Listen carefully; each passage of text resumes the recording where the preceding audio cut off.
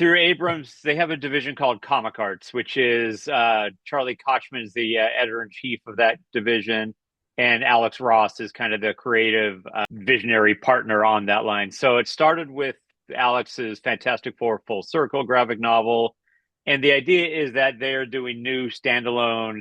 They're the first publisher, really, I think, that's been allowed to do new standalone Marvel graphic novels.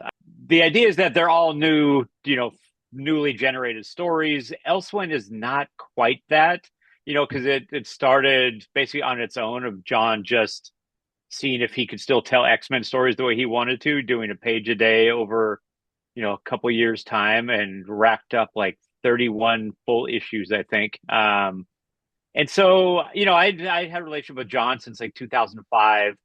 Well, this should be more than just a thing on a website. This should be a book. And he kept saying, no, no, no, no, I don't want to do, it's not a book. It's just me having fun with no editorial constraints, no publisher in the way, no thoughts about financial considerations, just purely doing it for the sake of making comics for fun. Because John was, he's in that sort of luxurious position of not having to worry about that the way a lot of comic creators do. And so he was just doing it for like the pure fun of making comics again.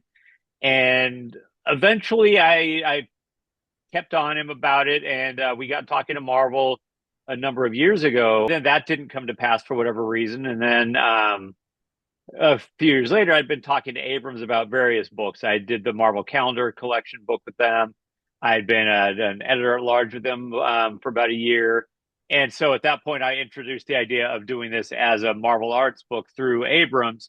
So it wouldn't necessarily have to be John and Marvel working directly together, because that's sort of like a matter antimatter kind of situation. And so he said, yeah, if we could do it that way, and if you're running point on the entire thing, let's make that happen. And so Marvel was all for it, Abrams was all for it, and then we sort of set out to start, building the book properly, finding or testing different inkers, talking to different colorists, having a letterer sort of re-letter the entire book using what John did, just because, he again didn't do anything thinking of print in mind. So he was just doing rough lettering, and not carefully crafting every balloon and all that. So anyway, we just wanted to make it look like a professionally fully finished inked colored lettered book.